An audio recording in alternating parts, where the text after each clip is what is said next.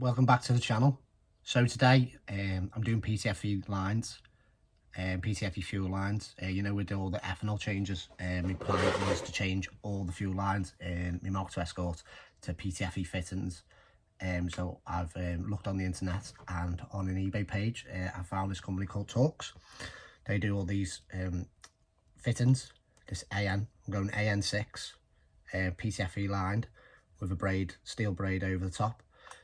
So I'm going to show you how I make them up, just give you a bit of an insight of how to do it. All right, no problem, let's get on with it.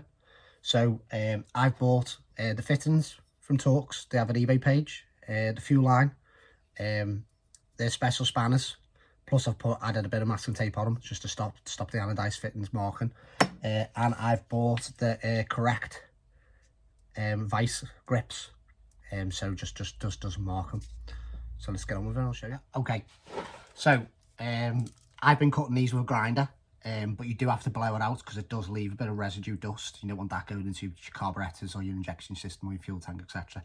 So I use a grinder, but you can use a really sharp set of snips. Easy preference, give it a go on a bit of a scrap. It's up to you, you know what I mean? I use a grinder with a dead thin cutting disc, goes straight through dead fast.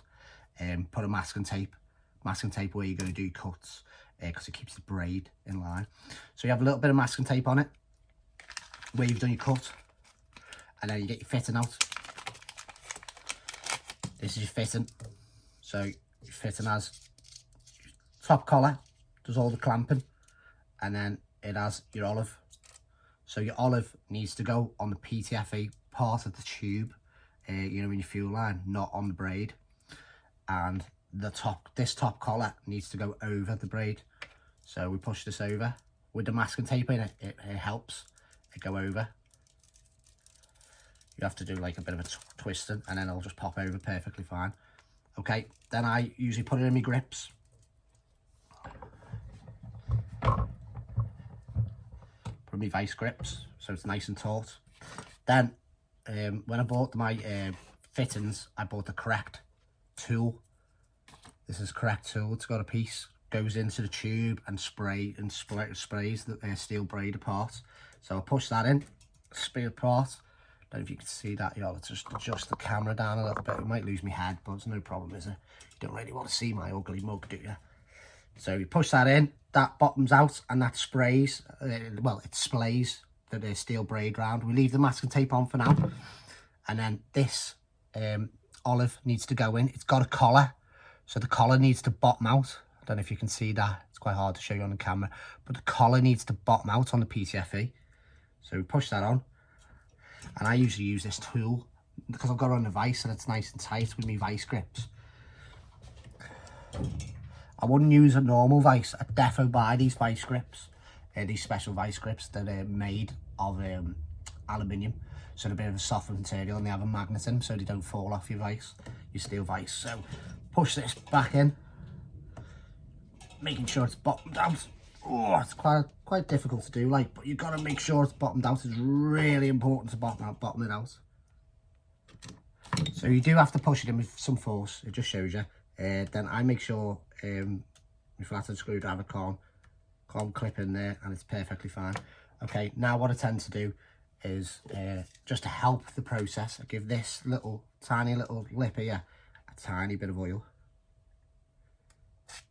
So just a tiny bit of oil, and then this slips into here like so. See that goes all the way home, pushes all the way home like so, and that little bit of oil will let your joint just move around a little bit while we tighten up. Just makes the process a bit easier. So what some people tend to do is leave the masking tape on, but if you've left too much masking tape on, when you put your end collar over, you'll see the masking tape. So what I tend to do is just take the masking tape off like that. You can leave a tiny bit of masking tape if you want, but I tend to just take it off. And then open your vice up, bring your collar forward, bring it over it, and then start it by hand. Always start it by hand, because these are both aluminium. They are quite easy to cross thread, and you've got to be super careful to start them. So start them by hand like that. spinning the collar on your fitting, and you can see it's all started by hand. So I'll hold the fitting now.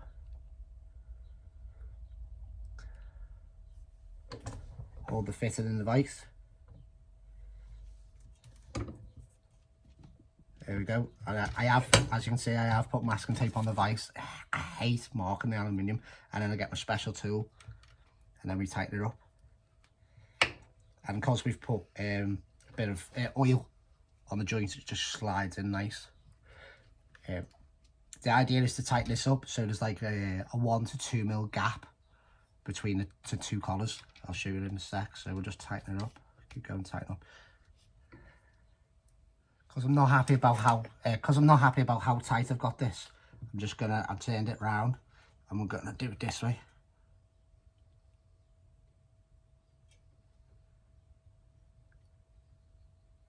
There we go, I'm happy with that. And I like to have it all lined up.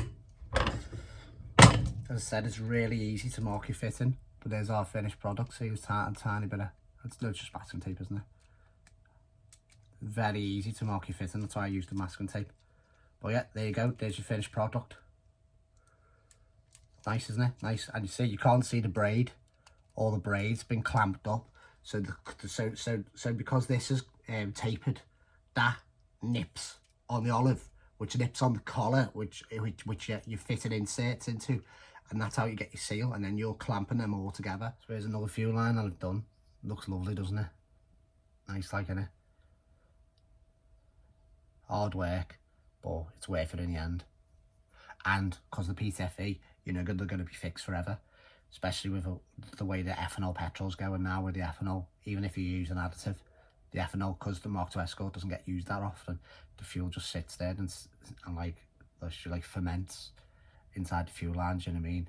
And any rubber based fuel lines just break down within a couple of years. I restored this car 10 years ago, and I'm going right through because all the fuel lines have gone hard within about 8 years time, you know what I mean? So how nice do they look, you know what I mean?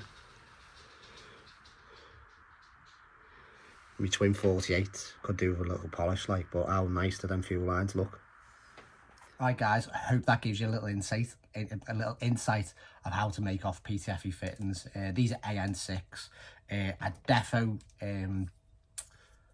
Defo, my bit of advice is buy the correct spanner, buy the correct tools, and buy the vice jaws, because it saves damaging all your fittings and the coating coming off. Alright guys, hope you liked the video.